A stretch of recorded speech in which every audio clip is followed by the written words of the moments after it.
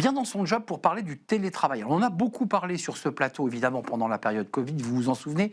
On va s'y intéresser cette fois-ci à l'aune de la relation télétravail et femmes. Et on en parle avec vous, chère Caroline Viard.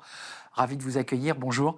Bonjour Arnaud. Professeur associé de TBS Éducation. Et vous avez sous le bras un travail que vous menez, un travail approfondi. Vous êtes une spécialiste de ce sujet, issu de l'Observatoire du télétravail CRU 2025. C'est le deuxième observatoire.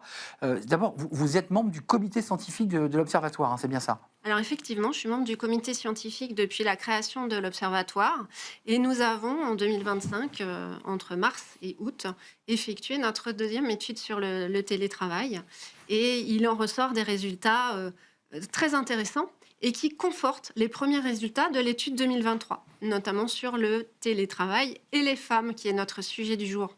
Qu'est-ce qu'elles ont de particulier, les femmes, dans cette relation au télétravail? On voit qu'il y a quand même une volonté, on voit qu'il y a encore du chemin à faire dans l'équilibre entre les femmes et les hommes dans la vie quotidienne. Il y a un désir de travail hybride, de trouver le juste équilibre. Ça, c'est une volonté des femmes en particulier. Alors, c'est une volonté d'équilibre entre la vie professionnelle et la vie personnelle. Donc, ça peut également concerner les hommes, Tout à fait. aussi bien que les femmes.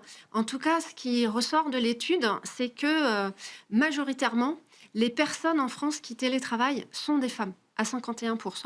Donc, le profil type du télétravailleur en France est une télétravailleuse, Arnaud. C'est une télétravailleuse entre 30 et 39 ans qui travaille dans le secteur privé majoritairement et dans des grosses structures, plutôt dans le domaine informatique et télécommunication. Alors pourquoi ces résultats qui représentent majoritairement les femmes en télétravail? Parce que les répondantes de l'étude sont plutôt en couple avec un enfant et elles télétravaillent en moyenne 2 jours par semaine. Alors pourquoi? Parce que ça permet justement cette conciliation entre vie professionnelle et vie personnelle qui est pointée déjà dès le Code du travail. Le Code du travail, dès 2012, a intégré, comme je vous l'avais déjà expliqué dans cette émission, le télétravail. Alors, l'article L 1222-9 a été depuis, évidemment, modifié. Et on voit très bien apparaître la notion de télétravail pour les femmes enceintes et télétravail pour les proches qui auraient un enfant malade ou handicapé, des proches aidants. Donc dans une visée, j'allais dire, thérapeutique ou d'accompagnement de quelqu'un de malade, c'est intéressant. On a vu l'affaire Société Générale avec une remise en question, et ça a provoqué d'ailleurs une grève des collaborateurs. C'est rare, les grèves dans les banques. Je lis dans votre étude qu'une salariée sur 2, la moitié, est prête à démissionner en cas de suppression du télétravail. Ça veut dire qu'elles y sont très attachées à ce modèle. Alors effectivement, notre étude a confirmé les premiers résultats qui avaient été en fait ceux de l'étude de l'APEC et qui concernaient plutôt les cadres, pour le coup, qui étaient à 75% prêts à démissionner en cas de retour en arrière ou refus du télétravail. Eh bien, notre étude à l'UJIC-CGT, à l'Observatoire du télétravail, confirme cela, alors sur une population un peu différente. Donc, c'est vraiment un mode d'organisation qui est pérennisé, qui est plébiscité et qui permet justement un épanouissement dans la parentalité. On le voit dans les chiffres, Arnaud. On voit par exemple que 49% des femmes vont préférer prendre le télétravail plutôt que de poser un congé enfant malade. Donc c'est un moyen aussi de concilier ce qu'on peut appeler des contraintes familiales. Et de poursuivre sa mission professionnelle, ça c'est intéressant. C'est-à-dire qu'il y a quand même un attachement au travail. Et de rester visible. Ben oui.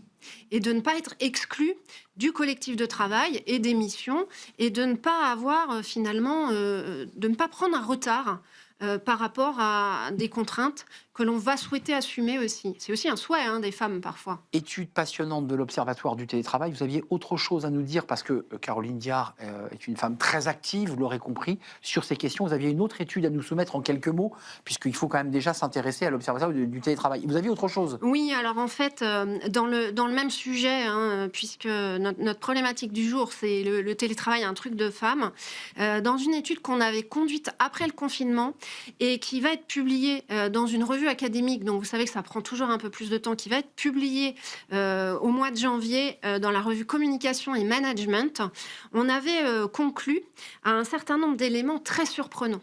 en télétravail, les femmes sont plutôt défavorisées par rapport à la promotion, l'évolution, donc Oui. dans la sphère professionnelle, mais elles sont favorisées dans la sphère familiale. Pourquoi? Parce qu'en télétravail, à domicile, hein, je ne parle pas Pas en de coworking absolument. ou autre, Tiers-lieu. quand on pose la question, quand vous travaillez à domicile, profitez-vous de l'occasion pour vous occuper de vos enfants et de vous occuper de tâches domestiques, eh bien on voit que majoritairement ce sont les hommes qui vont répondre. Donc Arnaud, la bonne nouvelle, c'est que cette étude a montré que les hommes vont investir davantage le champ, la sphère familiale et domestique grâce au télétravail. Et donc ça va être un soutien qui, Donc, on l'espère, va se pérenniser pour les femmes. Donc le télétravail rééquilibre finalement parfois cette Parfois, dissymétrie de l'activité domestique, souvent quand même encore toujours un peu trop pratiquée par les femmes. Merci chère Caroline Diard. Merci. L'Observatoire du télétravail, cru 2025, allez le voir.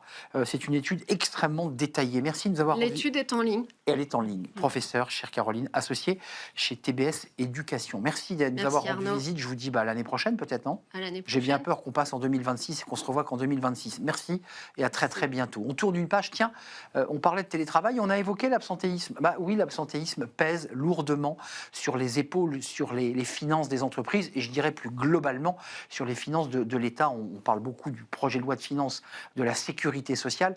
Quelles sont les causes profondes de l'absentéisme, de courte durée, de longue durée? Pourquoi on s'arrête de travailler? Y a-t-il un désengagement, une forme de révolte? On va en parler avec nos invités. C'est le cercle RH, c'est le débat de Smart Job.